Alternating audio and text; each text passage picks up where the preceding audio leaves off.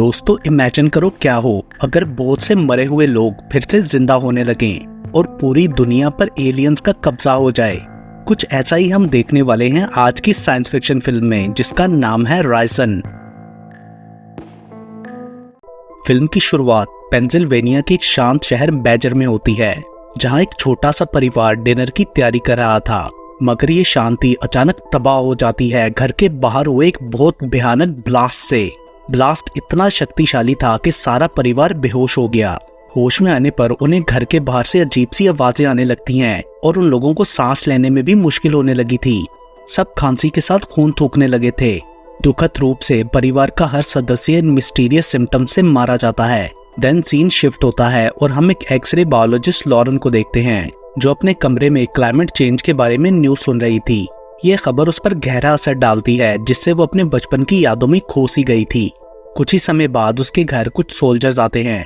वो तुरंत उसे अपने साथ ब्लास्ट साइट पर चलने को बोलते हैं, क्योंकि उन्हें लॉरेन के स्किल्स और एक्सपर्टीज की जरूरत थी। ना चाहते हुए भी एट लास्ट लॉरेन मान जाती है। ब्लास्ट साइट पर कर्नल एम्ब्री एस्ट्रोबायोलॉजिस्ट डेविड और लॉरेन को डिटेल्स बताता है। वो एक्सप्लेन करता है कि ब्लास्ट और उसके बाद आने वाली जहरीली गैस का कारण एक मीटियोर है। लेकिन अजीब बात यह थी कि वो मीटियोर जमीन में डिसॉल्व होकर गायब हो चुका था। कर्नल एम्ब्री लॉरेन और डेविड को इस मामले की जांच करके रिपोर्ट देने का कहता है। कर्नल को लॉरेन की काबिलियत पर पूरा भरोसा था और कहता है कि अगर इस घटना में कोई भी बाहरी तत्व है तो लॉरेन उसे पहचान लेगी। लॉरेन और डेविड मीटियोर क्रैश साइट की तरफ बढ़ते हैं। डेविड को वहाँ कुछ भी डिफरेंट नहीं लगता, लेकिन लॉरेन का ध्यान एक छोटे से लाल पौधे की ओर खींचा जाता है, जो कि खाई में उग रहा था।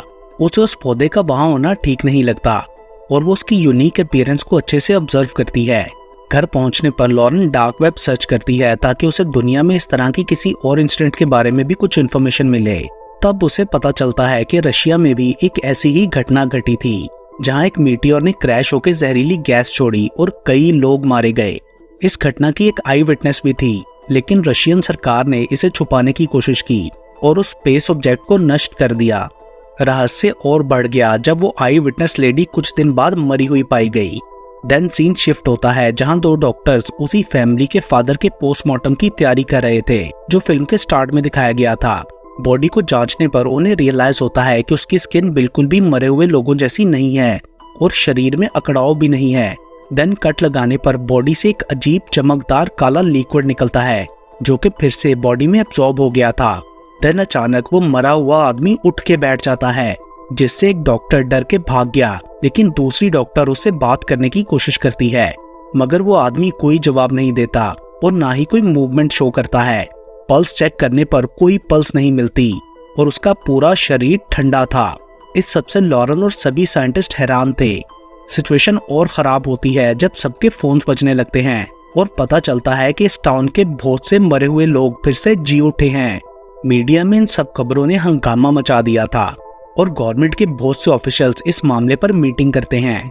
डॉक्टर्स फिर से जिंदा हुए लोगों का रिस्पॉन्स लेने की कोशिश करते हैं उनकी फैमिलीज की फोटोज दिखाकर, मगर कोई फायदा नहीं होता।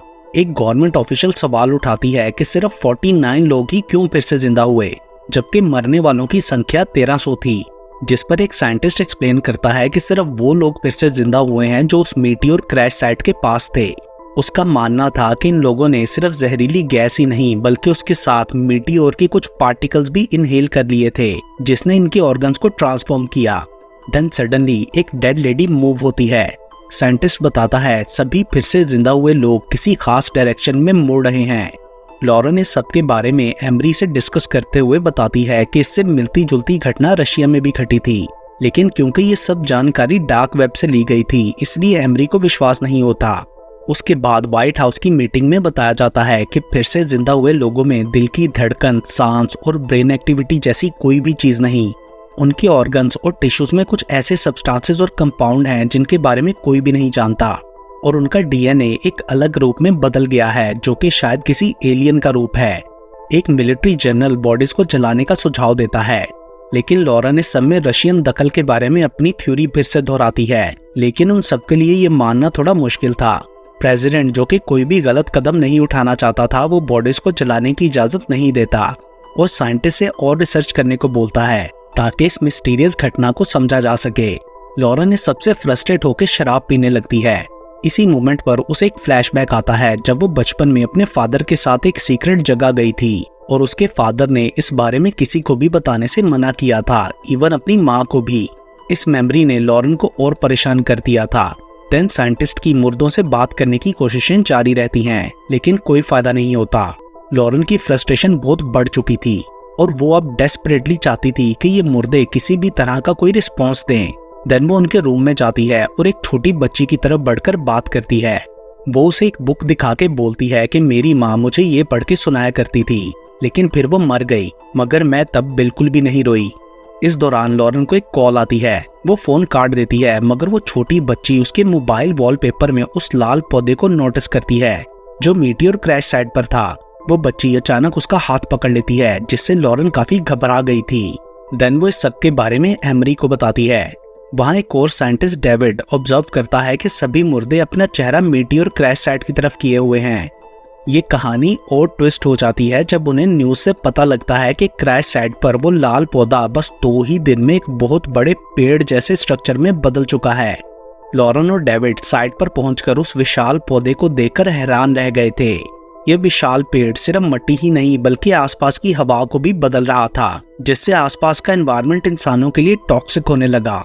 लॉरेन को पूरा यकीन था कि मुर्दे इस पेड़ से रिएक्ट करेंगे, इसलिए वो कर्नल एमरी को एक मरे हुए आदमी को यहाँ लाने को बोलती है।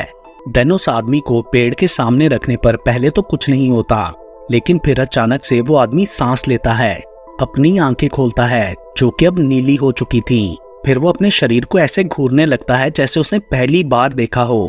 देन वो बोलता है कि वो एक एलियन है और उसे इस पेड़ के पास ही रहना होगा, क्योंकि वो अर्थ के बाकी रेगुलर एनवायरनमेंट में जिंदा नहीं रह सकता। देन लॉरेन प्रेस कॉन्फ्रेंस करके मीडिया को बताती है कि जैसे पृथ्वी पर पेड़ों से हमारे जीवन के लिए जरूरी ऑक्सीजन बनती है, वैसे ही ये पेड़ एलियंस के लिए जिंदा रहने का एनवायरनमेंट बनाता है। जब रिपोर्टर्स पूछते हैं कि एलियंस पृथ्वी तक कैसे पहुंच गए, तो वो आंसर में वर्म होल्स रिपोर्ट का बताती है, जो कि शायद इंटरस्टेलर ट्रैवल रूट हो सकता है। प्रेस कॉन्फ्रेंस के बाद लॉरेन के फादर उससे मिलने आते हैं और उसे याद दिलाते हैं कि अपनी 8th बर्थडे पर उसने कोई टॉय नहीं बल्कि एक साइंस लैब मांगी थी। सो उसके फादर ने उसे एक रूम दे दिया जहां वो साइंस एक्सपेरिमेंट करती रहती थी। तब से ही लॉरेन ने खुद को स्पेस और साइंस को समझने में लगा दिया, जिससे उसकी माँ काफी परेशान रहने लगी और एक दिन मर गई।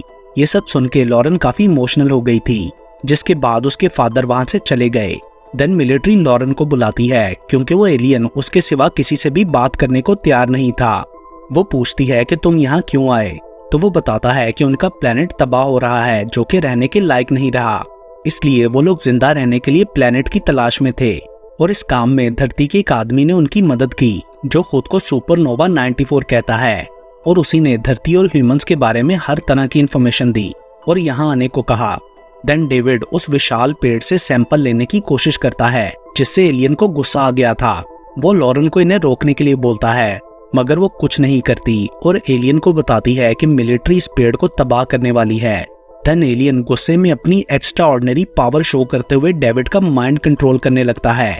ये देख सभी सोल्जर्स बचाव में एलियन पर अटैक करने आगे बढ़ते हैं, तो सबको एक तेज बीप की आवाज सुनाई देती है, जिससे वो सब मारे गए। इसके बाद मिलिट्री एलियन और पेड़ को तबाह करने के लिए मिसाइल लॉन्च करती है, बट एक प्रोटेक्टिव शील्ड एलियन और पेड़ को बचा लेती है। अब पूरी दुनिया में अजीबोगरीब इंसिडेंट्स होने लगे थे, लोगों को अजीब अजीब आवाजें सुनाई दे रही थीं। लॉरेन ये सब न्यूज में देख रही थी। जगह जगह अर्थक्वेक्स आ रहे थे, फसलें तबाह हो रही थीं। लोगों के मन में डर बैठने लगा था कि दुनिया खत्म हो रही है। मिलिट्री बाकी सभी मुर्दा लोगों को जलाने का ऑर्डर देती है ताकि और एलियंस ना बने। ऐसे में लॉरेन उस टाउन जाने का डिसाइड करती है जहां मीटियोर क्रैश हुआ था, मगर उससे पहले वो लास्ट टाइम अपने बचपन के घर आती है जहां उसके फादर अकेले बैठे थे। देन वो घर को अच्छी तरह देखकर वहां से अपने आखिरी सफर पर निकल पड़ती है, अपनी सभी यादों को पीछे छोड़ते हुए। इतने खतरे के बाद भी वो अपने अंदर एक फ्रीडम फील कर रही थी। देन वो उस एलियन के पास जाती है तो वो रिवील करता है कि लॉरेन इस सब में शुरुआत से ही उसके साथ थी। उसी ने उस छोटे लाल पौधे को बचाया। अगर उस पौधे को 2 दिन पहले ही नष्ट कर दिया जाता तो आज ये सब ना होता। देन वो लॉरेन का हाथ पकड़ता है तो उसे अपना बचपन याद आता है, जब वो अपने फादर के साथ उस सीक्रेट जगह गई थी, और वो जगह एरिया 51 था। उसके फादर एक सेनेटर थे जो कि एक्स्ट्रा टेरेस्ट्रियल लाइफ स्टडी में इन्वॉल्व थे। एरिया 51 में एक एलियन को रखा गया था और लॉरेन ने उसे टच किया था, जिससे उसके जीन्स चेंज हो गए और उसी दिन से उसका इंटरेस्ट साइंस में बढ़ने लगा और इतनी इंटेलिजेंट हो गई कि 8 साल की उम्र में ही रॉकेट डिजाइन कर लेती थी। वो सबसे कहा करती थी कि वो एलियन है और अपने घर जाना चाहती है। उसने एक एडवांस रेडियो बनाया और सुपरनोवा 94 बन के स्पेस में मैसेज भेजने लगी। ये कम्युनिकेशन देखकर उसकी माँ डर गई और उसकी साइंस प्रैक्टिस बंद करा दी, जिससे लॉरेन आपे से बाहर हो गई। वो दीवारों पर विंग्स की ड्राइंग्स बनाने लगी और उसी ने अपनी मॉम को मार डाला। डॉक्टर ने उसके फादर को बताया कि लॉरेन में कोई अननोन डीएनए है और वो सिर्फ हाफ ह्यूमन है। देन प्रेजेंट टाइम में एलियन उसका मास्क उतारता है और वो उस टॉक्सिक एयर में भी ठीक से सांस ले पा रही थी। इसके बाद धरती पर हर जगह बड़े अंडे की तरह के स्ट्रक्चर दिखने लगते हैं। फिर उनसे अजीब काला धुआं निकलता है जो कि धरती को एलियंस के लिए सूटेबल बना देता है, मगर इंसानों के लिए जानलेवा। सभी इंसान मारे जाते हैं, मगर लॉरेन अपनी न्यू आइडेंटिटी को एक्सेप्ट कर लेती है और फाइनली धरती को अपने घर जैसा फील करती है और विंग्स फैलाकर अपने एलियन होने का इजहार करती है। और इसके साथ ही ये मूवी यहीं पर खत्म हो जाती है।